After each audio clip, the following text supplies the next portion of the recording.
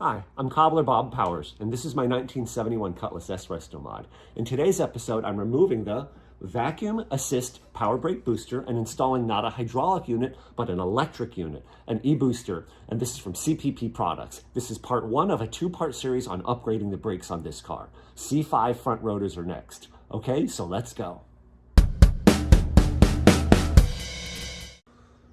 All right, guys, let me tell you the starting point of where I'm at right now. And I try to be direct, open, and honest with you guys. Obviously trying to, give you the best content that I can. This is obviously a hobby for me, not a livelihood or anything like that, So right now the car has the factory disc brakes up front. It's got the factory drum brakes in the rear. The axle has been replaced. I didn't go through and replace everything on the brakes. I just upgraded things as I felt they were necessary. The wheel cylinders looked like they were okay, so I didn't replace them. No, I don't think I replaced the wheel cylinders. They looked good on they looked like the brakes had been redone.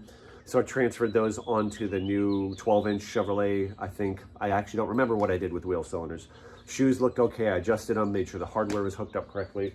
The front calipers, I just painted them. The slides were free. I didn't see any evidence of anything wrong with them. I've bled the rear brakes and front brakes. I've replaced the rear brake hose going to the rear axle. I did not replace the front brake hoses. I replaced one of the very first things I did with this car. The master cylinder was leaking. I replaced the master cylinder with the stock replacement unit and the power brake booster. The brakes suck on this car. I confirmed this last night. I went and saw my buddy Ken, who's got a 72 442 convertible. I drove his car, and it feels like brakes should. You hit it like in a panic situation, it throws you into the seat. This one cannot throw you into the seat, not even from 5 miles an hour. So what I'd love to do is I'd love to have like a full braking test, and, do like a 60 to 0 and measure the distances. And to be quite frank with you, I don't think these rotors are going to tremendously decrease if you had a good stock braking system. I don't think they're going to really tremendously decrease your 60 to 0 because I actually learned this from talking to Tobin. Tobin is the owner of the company that makes these brackets that let you put Corvette brakes. One of a couple companies that let you put Corvette brakes onto an A-body. And he says at any given speed, if you can lock up your tires, more braking force isn't going to make you stop better. So what are my goals in doing this? Well, number one, I want electric assist. I don't want the vacuum assist because that's not going to work with the new engine that's going in this car in a few weeks, okay? By the way, here's a tip for you. 2025, May 19th, my motor's going on the dyno, so you're going to see a dyno video of that motor, if everything goes well, not too long after that. So, number one, I want electric power assist so I don't have to worry about vacuum assist not working. The second thing is I do want the bigger brakes on here because as you increase speed, air resistance increases with the square of speed. In other words, if you go 2 times in fast, 2 times 2 is 4, air resistance is 4 times as much. Well, braking energy is the same way. If you go twice as fast, it takes 4 times the braking energy to stop a car. If you were to go 4 times as fast, 4 times 4 is 16, it takes 16 times as much braking force, right? Or I should say heat dissipation to be able to stop the car, right? So I want this car to be able to stop from high speeds and do it repeatedly. So that's probably one of the main advantages you get with the bigger rotor is ability to dissipate more heat energy, right, out. So I'll kind of start, I guess, with the booster. I think that's the first thing I'm going to do. And then hopefully once the car, I don't know, maybe I'll change my mind and just do everything at once. Right now, as I'm recording this, the brake lines that I'm getting all new pre-bent lines for the car. Those are like in the truck on their way here. The only thing I don't have would be the actual Corvette calipers. And those are supposed to be here. Today is what, I think the 19th. I think they're supposed to be here in about 9 days. So let's get started. This is the Core 3 Performance 3-line conversion brake line kit. So you can see one here, obviously, for the rear axle. These are braided stainless, and they're actually covered. They're coated. You can get these in a couple of different colors. The purpose of the braided is not really to look cool, but this is so that you don't get flex in the line under high pressure, and this supposedly will help with the pedal pressure, pedal feel, and reducing, in keeping the line pressure at the brakes where you want it, so increased stopping performance, including installing all of this stuff. This is not vacuum assist. This is not hydraulic assist. This is actually an electric power brake assist unit. And this is in preparation for the 482 cubic inch big block Olds. Just to be frank with you guys, this car's got some cool stuff on it, but some of it's kind of a waste considering what motor's in it right now. If you don't know, this engine is a 1973 to 77 small block 350 Olds with number 8 heads. It's a small gear, low compression engine. It's got Holley Terminator X Max Stealth EFI. It's got a built 4L80E transmission that'll handle 800 horsepower. Brian Trick in Pennsylvania built me a Chevy 12-bolt, as you already saw, that looks like a W27 aluminum housing center section Oldsmobile 12-bolt, but it is a Chevrolet, just with the, that Olds reproduction cover. So kind of the same thing here. This master cylinder that's already on here as I'm taping this is not necessary with this engine. This engine should make plenty of vacuum to be able to run the brakes, but there's basically a couple different, different solutions you could take. If you're gonna have an engine that's not gonna consistently draw enough vacuum to be able to run the power brakes. My 1986 Olds Cutlass, I don't know if you can kind of see it, but that car right there, that got stolen in 2004. That car had, the camshaft was 239 degrees intake and duration, 541 intake and exhaust lift, and I think it had 110 degree lobe separation. That car was marginal. It was not the best. It worked, but if I probably could have put a vacuum can on it, it'd been okay. This 482 inch engine going in here is gonna have 605, 609 lift, hydraulic roller, with 249 degrees duration at 50 intake, 254 exhaust, with I think it's 112 degree lobe separation. It absolutely will not make enough vacuum. So what can you do? Number one, go to manual brakes. I went on the Hot Rod Power Tour, which I documented in 5 videos that you can see linked in the description below. I talked to a crap ton of people because that's like the perfect environment. There's so many electronic fuel injected cars with overdrive and big brakes. In other words, all the Hot Rod Pro Touring, Restomod stuff I love. There's a lot of examples. None of the manual brake guys said that it works great on the street and they love it. The most dangerous comment I heard was, well, they're not so great in a panic stop. I'm like, oh my God, that's scary to be driving that on the street. Other guys are like, yeah, it's more pedal effort, but it works pretty good. In other words, nobody said it's even as good as, none of the manual brake guys said that manual brakes are even as good as, power brakes. So I'm like, that's out. The other solution that a lot of guys did is they went to a hydraulic assist. Like, for example, I think the Turbo Regals, definitely, not I think, but the Turbo Regals definitely had a factory hydraulic assist. Basically, they take fluid pressure, taps into the power steering pump, and then that goes into the master cylinder, and that's what you use to boost. And there's some kits you can do that, and it's not bad, but now you have more hydraulic lines, and hydraulic lines can leak. Yeah, it's just not as elegant a solution as this. This unit is just taking a hydraulic motor to run a jack screw, like a threaded rod. And basically, whenever you're depressing the brake pedal, it's helping push more. When you let off, it retracts. And when you stop pushing, it stops pushing. So it's a really elegant unit. It's self-contained. It's just 3 wires, as I mentioned. Power to, with a 40 amp fuse. So it's a fairly large, I think it's about a 10 or 12 gauge wire, power and ground. And then there's basically a wire to turn it on when you turn the key on. And, that's it. And from what I've read, it runs well. I know that like 2018 up Honda Accords came with them. Any electric car has this kind of setup. Teslas have this kind of setup. You can get a 2008, you can get a Tesla, they call it a Bosch iBoost, right? Bosch iBoost, Bosch iBooster for a Tesla for like, I don't know, used, I think, like a good used one for like 300 and some bucks. I was not able to find, well, if you get, there's a very similar unit for a 2018 Honda Accord with a separate reservoir, which is kind of cool because then you can mount the reservoir anywhere. Master cylinder reservoir. I didn't find them available in the parts store, so now you're going to eBay getting something used, but you can get them for a couple $100. I almost tried to go that cheap route. The reason I did not is how the heck you're going to mount that with a bracketry to actuate the rod. And I'm like, you know what? I'm tapping out on this one. I don't have the time or emotional energy or brain power to figure that out. This kit that I bought from CPP, this kit is $850, and it comes with everything: the brand new master cylinder, obviously the electric boost unit, and the wiring harness to hook it up, as well as the hardware to mount it, and the bracketry, the adapter bracket to bolt it to an A, F, and X. So A body, Cutlass, LeMans, Buick, what is the Buick side? Skylark, and Chevrolet, I guess Chevrolet be the Chevrolet is Chevelle, 442, GTO, there's a few other derivatives of those. There's the A bodies, and then the X bodies, which I don't remember what the X body is, and F body, which would be Camaro. Apparently this kit fits all of those. So I think it's well worth it. It's a 1 1/8 inch bore master cylinder, which I thought was going to be too big, but CPP told me that this will work well with the C5 Corvette calipers. They said they have a kit where they put the two together, and that works really well. Step 1, disconnect the battery, negative battery terminal. Step 2, I am draining, per the instructions, the fluid out of the master cylinder using the siphon method here. And as you can tell, but it is dribbling out, so that's working.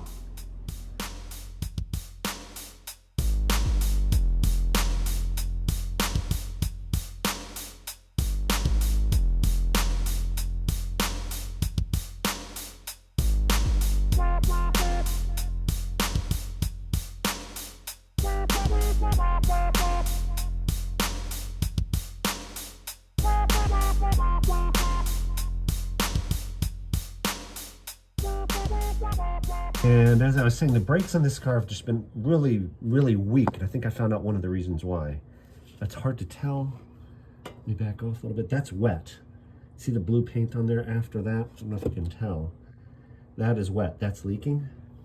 And then as I was undoing the line going to the other side here, there's a massive rear main seal on the engine oil leak. But when I go over here, that's wet. The line is wet coming from above, and I believe that is leaking at that union right there. So I think that's why the brakes are soft, because I've got a brake line leak, I think. Okay, brake lines are all removed. And there's the proportioning valve is out. It was there. I guess I should take that bracket off. I will not be using it. Pretty much everything's apart here. There we go, all the lines are out, and some of them are pretty crappy. And as you saw, they were leaking, so that was not good. There's the rear line out, and I got to take the back half of it out now. I am on step 9, remove the 3/8 16 by 1 inch hex head bolts from the top and bottom of the bracket assembly, being careful not to lose lock washers under the head of each. I wouldn't call those hex head, that's an Allen head, but anyway, take those 4 out to the top, and that's what you're not supposed to lose. To top to bottom, and now the bracket comes off. It's a beautiful machined piece of billet aluminum. It's anodized, but okay, so now I believe then this, separate the firewall mounting bracket from the booster bracket for easy access to the mounting. Firewall mounting hardware, install the bracket to the firewall using the hardware supplied. We recommend trimming the firewall studs to sit flush with the nuts once you have tightened the bracket to prevent interference with the booster. Okay. Well, that wasn't awful, except I think they could have made those holes a little bit bigger. I had to tap it on with a rubber mallet to get the bracket on. And I think when I did that, I buggered up one of the threads and I stripped the first nut that they supplied. I think they stripped it. So I think it's okay though. So that goes on. They said to trim, you may need to trim these studs, but I don't think they need to be. So that's a lot easier than installing that.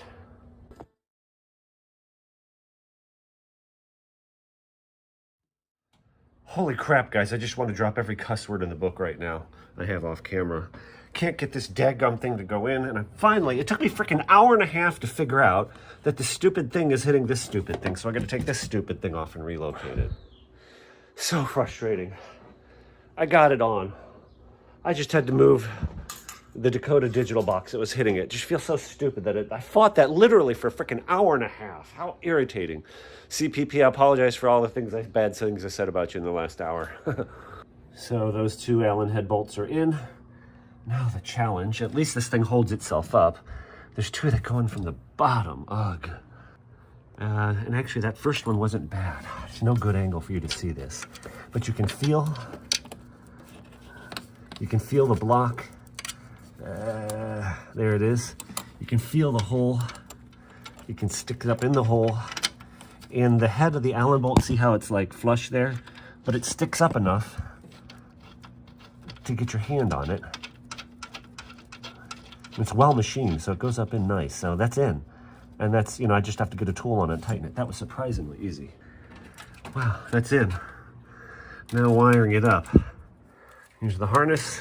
It's actually really simple.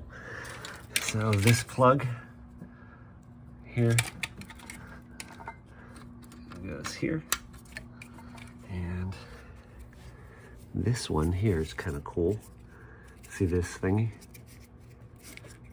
This latches it.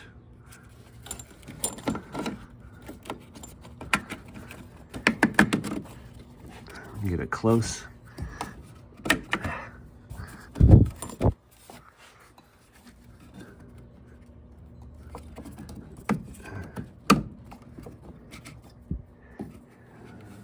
Wow, that's cool. And then now,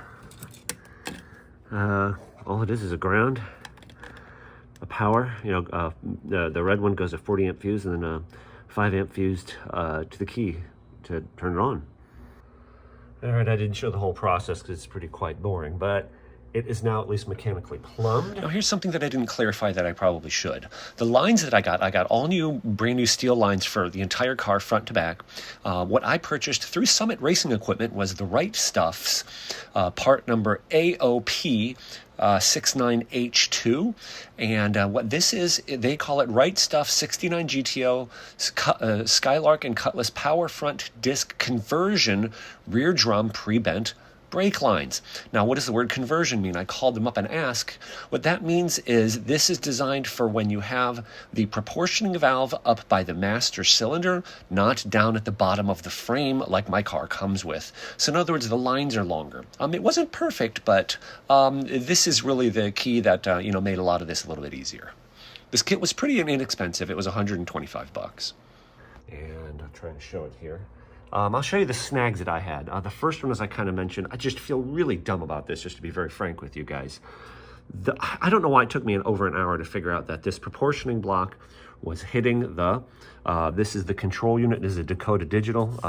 And what this does is it's a speedometer driver. It takes electronic signal from the 4L80E transmission, and it drives the speedometer through this cable, because I have an analog mechanical speedometer. But they were hitting it. I wish I wouldn't have ground down those studs because that was not necessary. Anyway, so that was the first major challenge. The second one is this body is aluminum.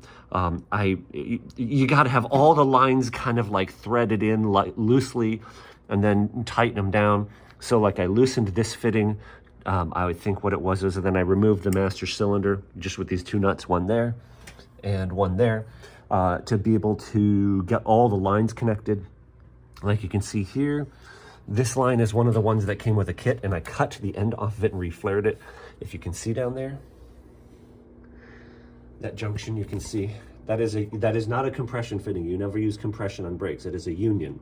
It's a brass union with two flared fittings on it, and then that connects to the line that goes all the way down under the frame. You can see here a new line, and I bent this one up and out a little bit. This one goes to the, down there to the driver's front caliper. And this one here, I'll show you underneath the car. This one, it snakes down. This rotates, it clears it, right? I've got a finger width there. And this part of the cross shaft does not move. And then it does go down right, tucks in the frame, and I've got more than a finger width clearance to the header tube. And in there you can see that line goes to the passenger side caliper. You can see all new lines now, right? This line all new lines now. This line is the one that comes down from the firewall there. And I don't know if you can see. Okay.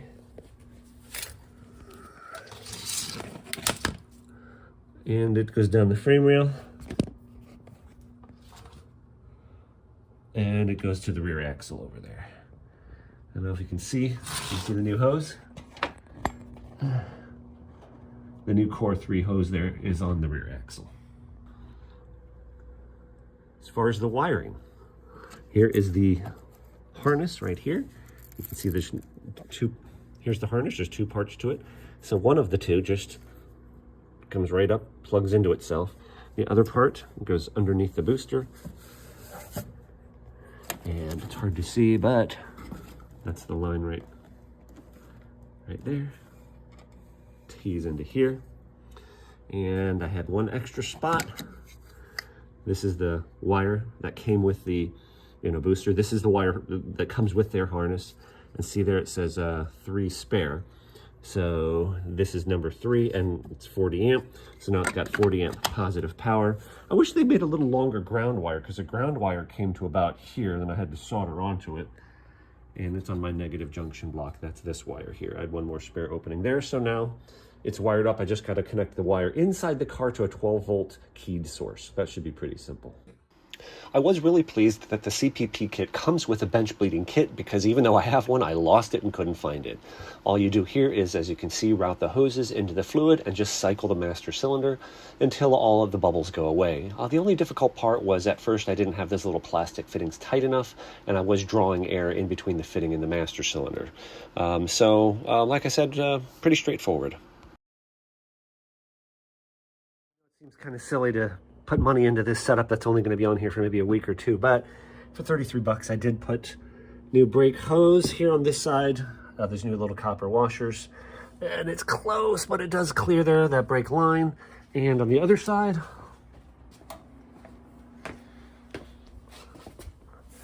same thing over here, new stock replacement brake hose. So now everything other than just the caliper itself, everything else brake fluid touches has been replaced. So it should be interesting to see how this thing stops. I still got to hook up the connection inside the car, one more wire and bleed it. Okay, first of all, Ken showed me that these little clips, I did find my bench bleed kit. It was inside the box for the Mighty Mac vacuum pump. But anyway, well, I missed videoing it. But first pump, it was like a couple giant bursts of air. So in other words, we were bleeding and bleeding and bleeding and bleeding and bleeding and bleeding and weren't getting any pressure, weren't, almost no fluid. So I'm pretty sure that we had air in the master cylinder. And I'd say that's no bubbles now, or very close to no, but we'll keep doing this, make sure those little micro bubbles are gone first. Okay, so Ken, you just made a couple good points. I was saying, first of all, go ahead and pump. I was saying, oh, we're seeing fluid moving where on the car it didn't. Well, you said we're seeing fluid moving out of the tube, number one.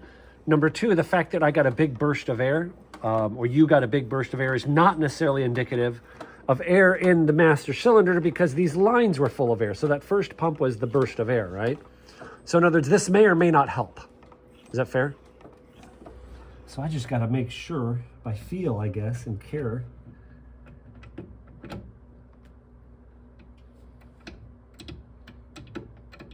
It feels like it made contact. And we can double check it here in a second. Yeah, you can cut it. Are you ready to? Yep, go ahead, hit the brake pedal.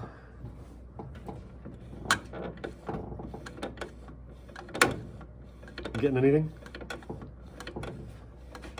Did I miss it again? Does it feel different? Okay, now go ahead. Yep, see, now we see fluid. And how's it feel? Feels very different. It's still got a lot of air in it. Yeah. Which makes sense because we haven't bled anything. Yeah. Oh, I can't believe that was 2 hours wasted. All right. This worked on the other side very well. We're now on the left rear. I mean, we're seriously, I had almost no fluid after like an hour. Okay, go ahead and pump it up. Pumping. Holding. Let me get everything in view of the camera here. Okay.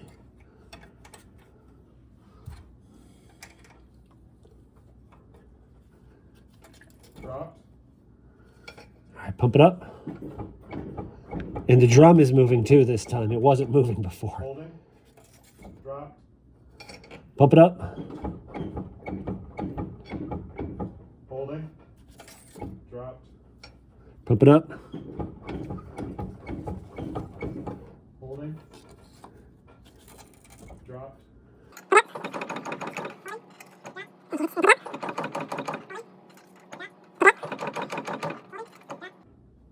Pump it up. Down to like micro bubbles now. Holding. Okay, I think that side's good. show the people in TV land. If you can tell, it's full. Okay, so the key's on. You don't need the engine running, so it has assist right now, just like it's driving, right? And I'll shut up and let you guys hear it. Go ahead. It sounds like a, like a motor. And you're saying, would you describe again the pedal feel? There's very little pedal feel. Like when the ignition's off, a lot of assist for a long time without it off. Huh. Yeah, I think I read it stays on for a while or something. Because it's still functioning. Yeah. Well, that's cool. That means the brakes aren't going to die when you... Yeah, you can still hear the motor going. So it must keep itself on for, I don't know whether it's just time or, every stroke it stays on for another 5 seconds. Now try it. It's still got power. Well, all right, well, we'll see how it drives. And for like the 8 of you who are a fan of my sartorial stuff and my automotive stuff, is this kind of sad? This is a Brooks Brothers dress shirt. These things are $130 new. Although I probably paid $8 for it from eBay or a thrift store, but anyway, it's now a shop rag because it's torn and frayed. Oh, now the key's on. But anyway, so as soon as I shut the video off, I don't know, that was like a minute. We had power assist on the brakes for about a minute after the key was turned off. Probably. Yeah. At least. So that's interesting. But you said you heard a click, right? And then it went away. I just felt something change. I wasn't sure what. Okay, he said he felt something change. Wasn't sure what, but anyway. Oh, cool. So I think it's working. I have to drive the car to find out now. All right, guys, I have not even moved out of the garage. I literally moved the car 4 feet. I can already tell you it's got more brakes. It's an odd feel, though. There's not as much pedal effort. It feels like something electric is running it. I mean, I know that sounds dumb, but it doesn't feel as connected. We'll see. I'm gonna drive it and see.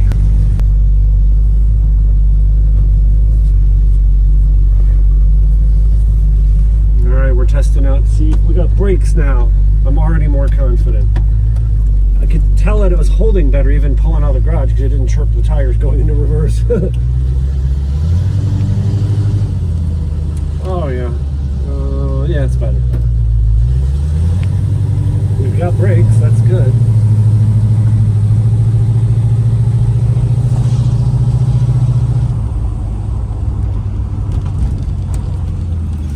Yeah, it stops better. We got decent stops. All right, so I've got brakes, like better than I've ever had before, and I don't think it's a function of the, electric boost. I think it's a function of the fact that I don't have holes in my brake lines anymore and leaks, but it's not great though. That was pretty much full brakes. It's better, but it's not great. Doesn't lock up the tires. I'm still gonna have to look into it and work on it. Maybe bleed the brakes one more time, possibly. It's not dangerous now, but it certainly doesn't stop great, right? I mean, that was, I think, full. I'll keep working on it. Okay. So that's going to be a stopping point here for the brakes. So the electric brake booster is a success. It's interesting. I've talked to guys at Summit. I've talked to, half dozen people out, car guys, part stores. Nobody's familiar with the electric brake boost system. I think the electric boost is a win. Obviously now it doesn't tie to anything hydraulic. It doesn't tie to anything vacuum. So especially if you have a street car with a larger duration camshaft, I think this is going to be the ticket to go. So the only tricky thing, I don't know if it was clear in the video, is when I reinstalled the master cylinder onto the electric brake booster. The master cylinder, the back of it has that big aluminum plunger, and the first time the rod from the brake booster was not seated in it, and it wasn't actuating it. That's why, the first time we couldn't get the brakes bled. But once I installed it carefully and got that seated into that receiving cup, then it was fine. So just be careful if you're putting that in. Other than that, there was really nothing tricky about it. The directions said that I might have to drill a second hole in my brake pedal. I didn't. It was already there. It said to drill a second hole 1 inch lower than the top one, but again, it was already there. The pedal effort is fairly light. It's got a very different feel than hydraulic. the effort is not as progressive. So when you move the pedal, you move it and it comes back. It moves a little bit easier than a hydraulic brake system, and it does not get as, when you push the brakes on a hydraulic system, it gets more and more difficult. You don't really have as much of that. It's not a bad feel, but I like it. I'm happy. But like I said, the Corvette 12.81-inch front rotors with the dual piston calipers and the the kit to make it all work. I've got all the parts right now except the calipers themselves, and then we'll have Corvette rotors up front, in which this master cylinder is already designed to work with. So the next video that is after this one, though, is twin electric fans. All right, so thank you so much for watching, and I hope to see you guys on the Hot Rod Power Tour or at some of the car shows here locally if you're in the Northeast Ohio area. God bless and take care.